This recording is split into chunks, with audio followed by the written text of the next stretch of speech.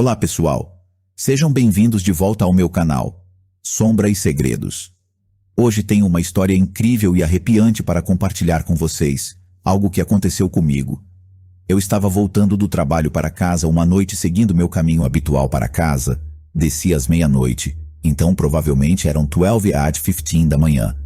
Neste ponto minha cidade está bem tranquila e aborrecendo muita mata por todo lado, e não muitas pessoas ou casas. Eu estava nesta estrada não muito longe da minha casa, com um milharal de um lado e um canteiro de madeira do outro. Era meio do verão e uns 75 graus. Então eu estava com minha capota conversível abaixada. Eu estava andando pela rua indo tipo 50, quando ouvi um barulho de sangue e grito de mulher coagulada vem de um lado da estrada. Mas eu não sabia dizer qual. Parei rapidamente o carro perto, pisando no freio e ouvindo. Houve um choro de mulher à esquerda.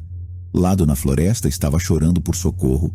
Eu saí do meu carro e peguei o bastão do meu banco de trás.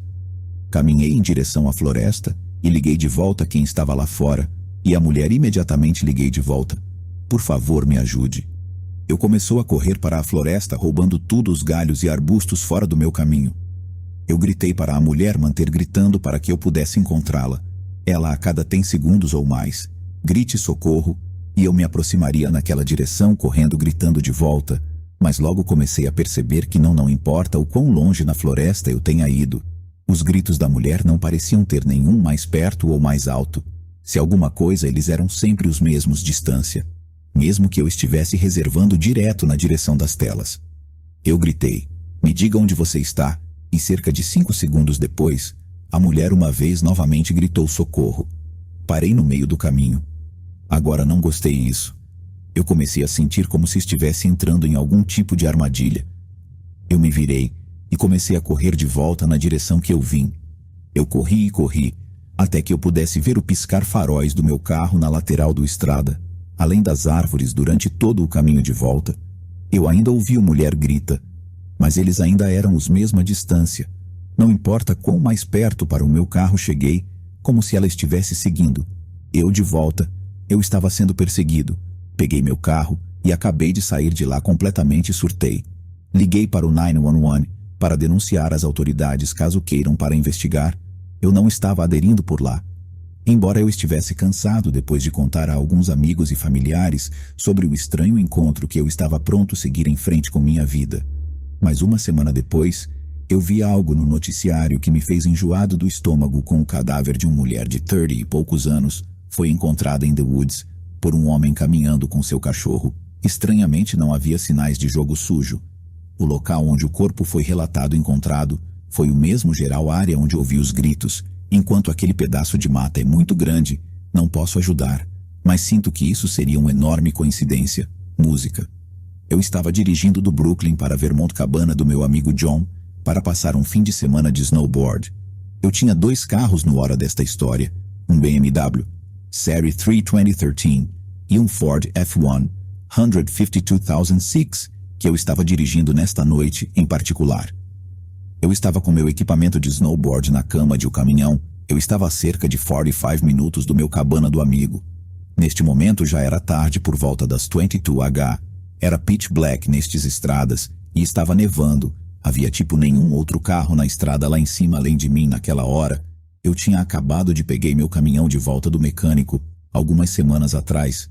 Eu frequentemente tive problemas com aquele caminhão, e aquela noite não foi exceção.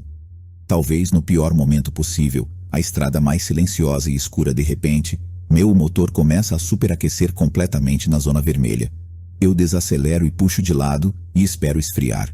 Para baixo novamente, então eu lentamente voltei para a estrada, mas mesmo em baixa velocidade, a agulha voltou para o vermelho e o motor estava superaquecendo novamente. Tive que encostar e desliguei o caminhão. Fui para baixo do capuz para tentar diagnosticar o problema, mas eu não poderia no escuro. Na neve que eu tinha ligar para João nesta estrada, a recepção da T-Mobile era inexistente. Eu não conseguia nem ligar para ajuda no momento em que me senti ferrado. Entrei o caminhão para ligá-lo novamente e em pelo menos espere no calor do caminhão enquanto estava ocioso.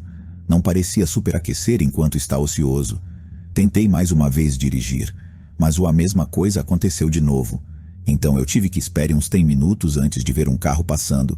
Eu estava com meus riscos e abri a porta e agitei meus braços. O carro que passava parou. Era algum pequeno Toyota? O cara abriu a janela para baixo e eu agradeci a ele por parar e perguntou se eu poderia usar o telefone dele. Sim, o que aconteceu? Eu contei a ele. Minha caminhonete estava superaquecendo e não conseguia dirigir ele. Então me perguntou se eu estou sozinho. Parei por um segundo e disse sim. Ele pegou o celular e entregou para mim. Ele deve ter sido um local porque ele tinha bares. Liguei para meu amigo John, ele atendeu, e eu perguntei a ele o que deveria fazer. Ele me disse ligar para esta empresa de reboque específica por perto e que ele viria me buscar. Eu dei a ele minha localização exata e ele disse, ele iria vir. Depois disso, eu liguei para a empresa de reboque que ele me deu e solicitou assistência durante ambos os telefonemas. Liga para o cara em seu carro, me observou. O tempo todo. Eu tentei não olhar para trás, no entanto, depois dos meus telefonemas. Entreguei ao homem, devolveu o telefone e agradeceu. Ele disse de nada, e sem dizer qualquer outra coisa.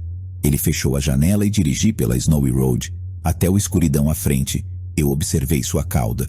As luzes desapareceram completamente quando ele desceu abaixo do topo da colina, estrada acima. Eu estava mais uma vez sozinho. Voltei para minha caminhonete parada para entrar o calor. Eu desliguei os faróis por um segundo, só para ter uma ideia de como escuro estava apagado. E quando eu digo, eu não conseguia ver 1 centímetro fora das janelas. Não estou exagerando, era pura escuridão. Eu sentei no caminhão esperando, e esperando eu não conseguia nem fazer nada que precisasse de uma conexão com a internet, que recorri jogando no meu telefone por 20 minutos, até que houve um estrondo no meu passageiro janela lateral. Eu pulei da minha pele enquanto olhei para a janela.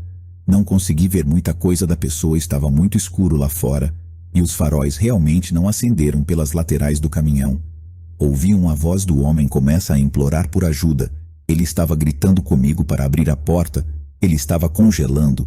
Ouvi ele tentando abrir a porta sozinho, mas ela estava trancada. Eu apontei minha lanterna para a janela, mas mal ajudou a ver quem estava fora ali. Tudo o que vi foi alguém realmente grande. Casaco preto com capuz por cima da cabeça. Eu gritei de volta. O que há de errado? E o homem misterioso lá fora respondeu dizendo, ele está perdido e encalhado e precisa ir fora do frio. Eu não confiei nisso. Eu sentei lá nervosamente tentando descobrir o que pedir a ele para provar que não é alguém querendo me prejudicar.